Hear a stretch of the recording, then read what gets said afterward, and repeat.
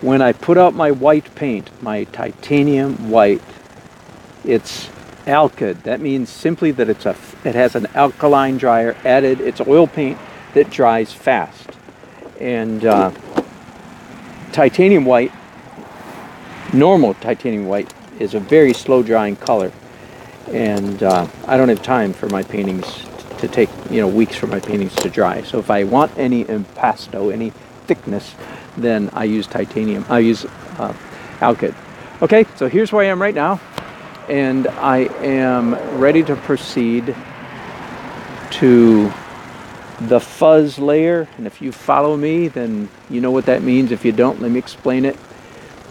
Oh, first of all, I want to say that this is the first time that I put white paint on my palette. And yes, by the way, I put it in all little piles so that I don't cross-contaminate colors when I'm mixing. If I mix one pile with blue, I can mix another pile with yellow and red and so forth, and they don't cross-contaminate. But I like pointing to my paintings at this point and say, now look at that. I want you to understand that there is, so far, no white paint on the canvas. Well, there's the white acrylics, you know what I mean?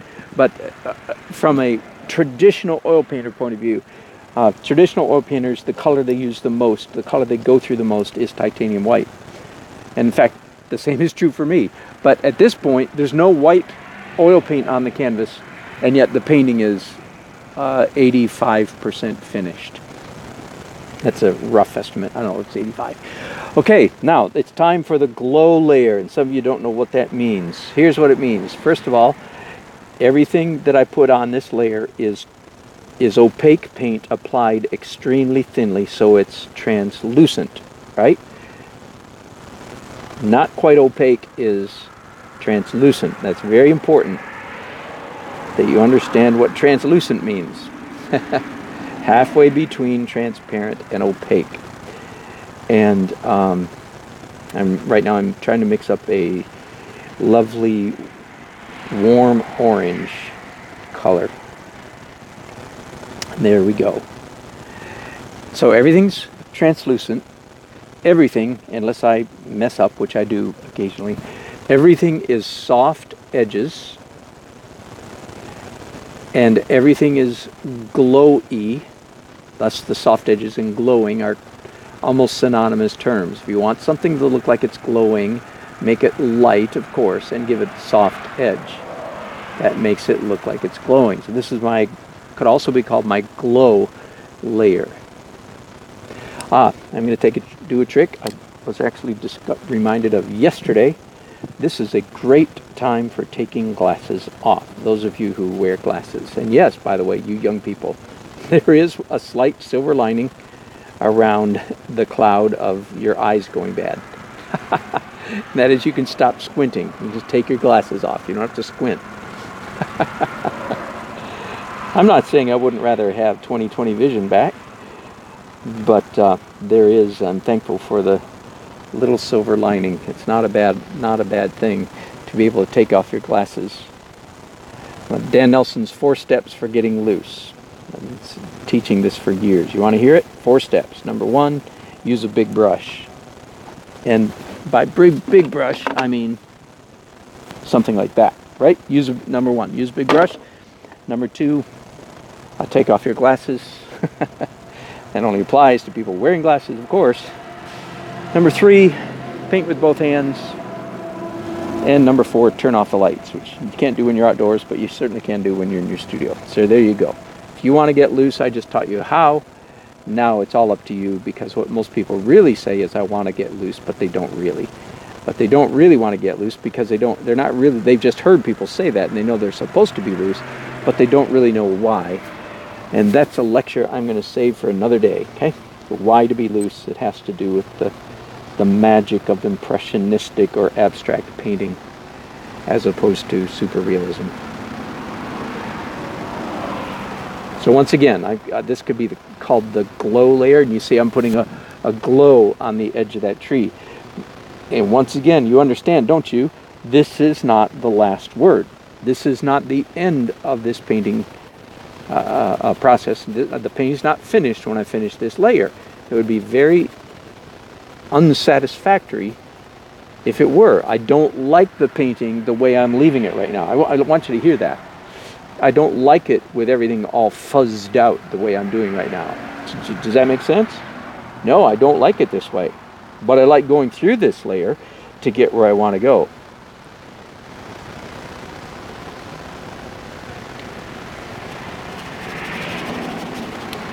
One of the reasons I paint with two hands is because my brain can't keep up. When you paint with one hand, your brain can keep up with what that one hand is doing, and that's what gets most of you in trouble. Again, back to this loose stuff. You say you want to get loose, but you have a hard time being loose. Part of the reason is you're painting with one hand, and your brain is able to keep up with one hand and tell it what to do, so to speak.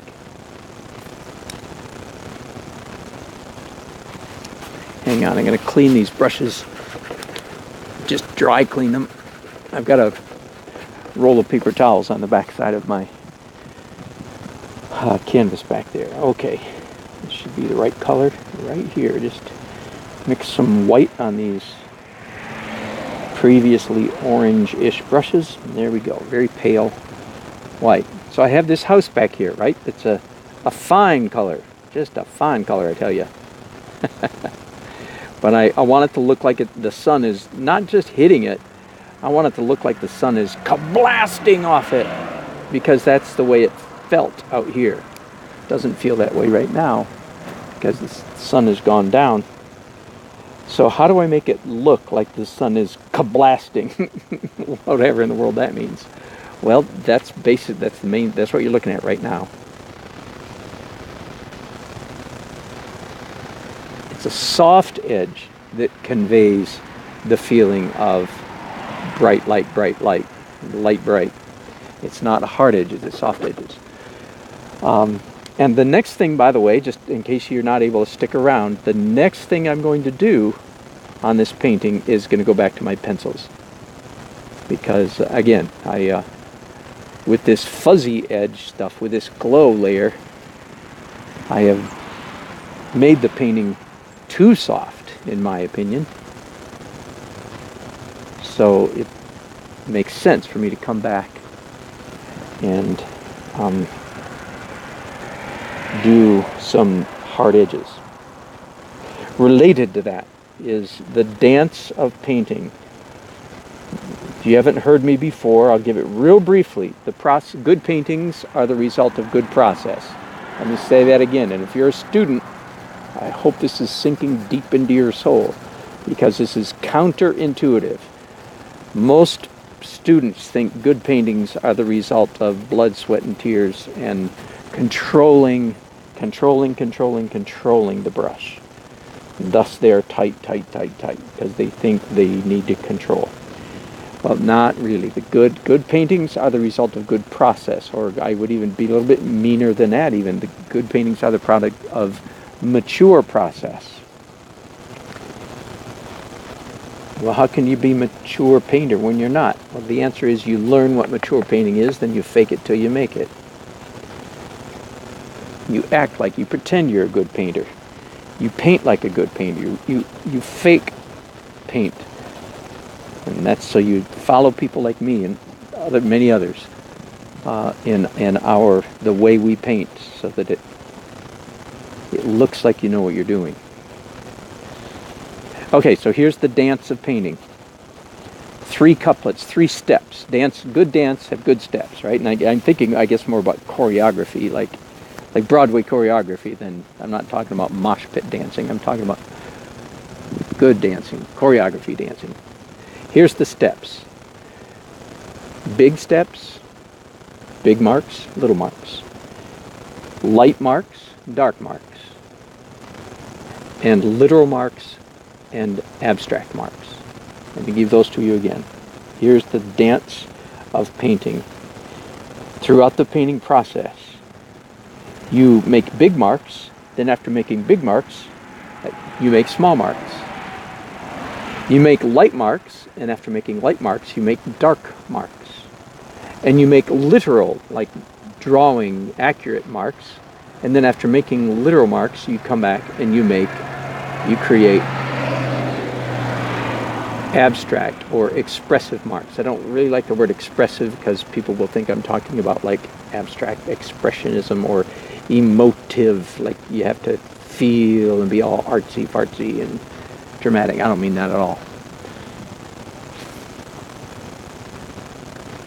But those are, and then overlaying with those three couplets, moving between all those are interplay between opaque, transparent, and translucent. Opaque, transparent, and translucent. Right now, I'm doing translucent. A minute ago, I was doing transparent. In a little while, I'll be doing opaque. In a way, you could say, so if you've been with me for the last several minutes, I just messed up my painting, didn't I? I just added a whole lot more mess to the painting. Indeed, I did. A whole lot more mess. A whole lot more softness. A whole lot more glow. A whole lot more fuzz. And I'm happy that way. I like it. Pardon me for just a minute while I clean off my brushes again.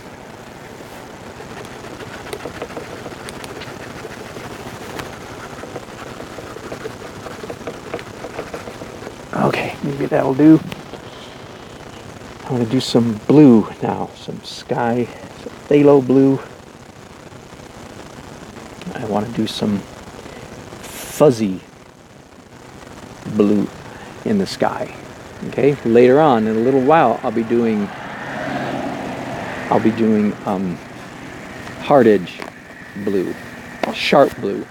But right now, it's all about soft. If you've watched me at all, you've heard me say, I'm sorry you're getting this stuff. I say it till I'm blue in the face. Behold my blue face. I will resist the temptation to put this brush on my face right now and make it blue. That it's almost impossible for a painting to have too many soft edges. Let me say that again. And if you're a student, oh my goodness, I hope this is sinking into your soul. Almost impossible. Are you listening? I am trying to get you to take giant leaps forward in your painting skill. Almost impossible for a painting to have too many soft edges. The opposite of that is almost guaranteed that your painting and mine have too many hard edges. Let me say it again. Almost impossible for a painting to have too many soft edges. Almost impossible for it to have enough soft edges. Very likely for it to have too many hard edges. Okay? Man, let that sink down deep. And again, where do I get my impression of how you guys paint? I told you that earlier this afternoon. I keep, pretty close in touch with how students paint because I want to help them, myself included, because I want to help them paint better. So this fuzz layer is, and by the way, that's a growth. You can maybe tell by my passion that what I just said about almost impossible for painting to have too many soft edges is a growth point for me in the last year or 2 years, last 2 years. I can't tell you how often I think about my art education and I can nearly cry because I think at age 19, forget that, at age 16, at age 12, I was smart enough, I would have swallowed this stuff if somebody had taught me, if somebody had told me. I would have believed it and I would have done something about it and I could have been painting infinitely better than I do.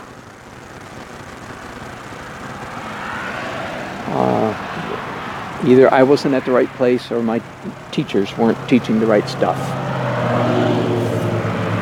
So I do hope you'll listen. Okay, so what this layer, this fuzz layer, is an intentional attempt to make sure that this painting has enough soft layers, edges, and does not have too many hard edges.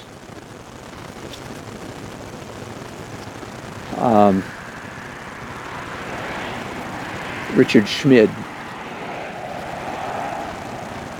has a whole section in his book called Edge Control. That's a good word, edge control.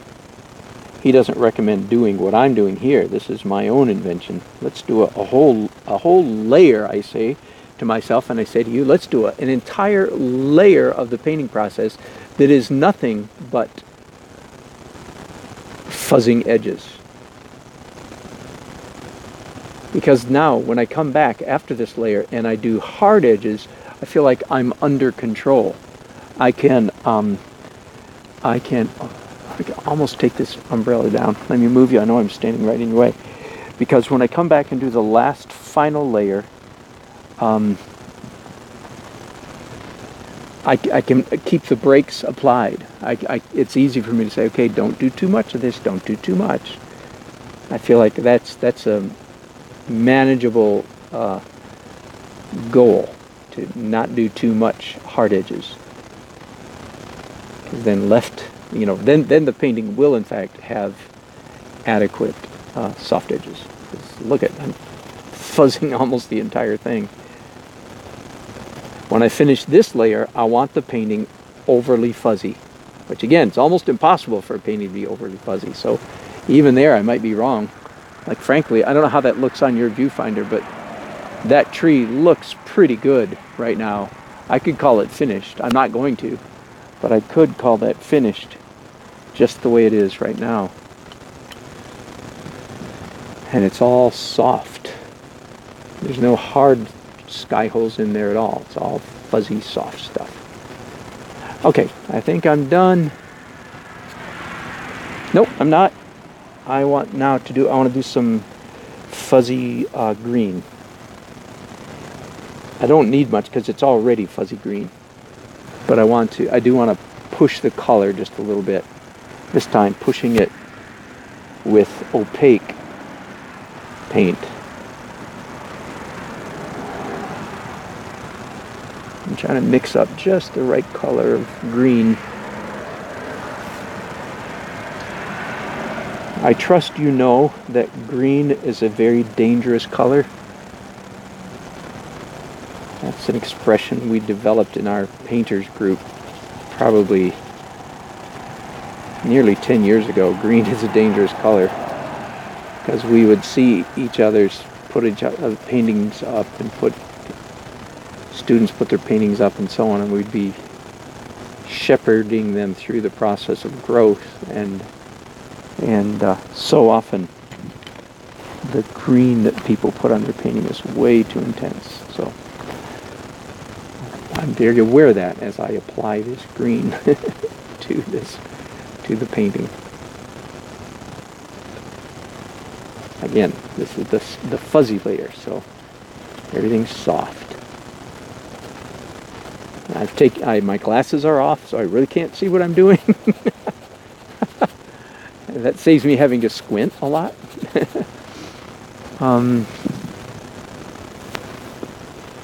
But this episode's getting a little bit long, so let me stop there. I'm going to do just a little tiny bit more, and then be ready to go to the next step, which is going to be pencils. Any comments here? Let's see if anybody said anything in the last few minutes. Waiting.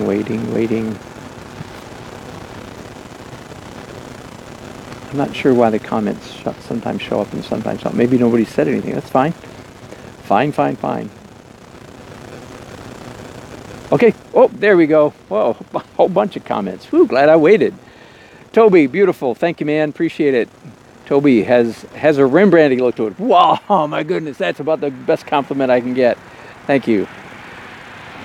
Oh, it's 10 o'clock at night, right, where you are? That sounds about right. You're about 7 hours ahead of us. Painting in the dark. Yeah, exactly. Don't turn off all the lights so it's pitch black, Colby, but dim the lights in the room where you're painting. By the way, dimming the lights is a great trick for seeing values. And I'll probably talk about that more either tomorrow or Friday when I do my sketch lesson. I don't usually call these lessons. Coffee Cat, good to have you on board. Is it for sale? You bet. $1,500 coffee, 30 by 40. Thanks for joining us. Artsy, Coffee Cat, you must not be in our time zone if you need to sleep. Glad to brainwash you, Toby, man. I'm glad you're 18 and listening to this. I'm tickled pink because I like helping people like you that are just getting started. Okay, that's it. I'm going to turn you around just for 1 second. There's the painting as it is right now. I'm going to do a little bit more and then be back shortly with the pencil drawing.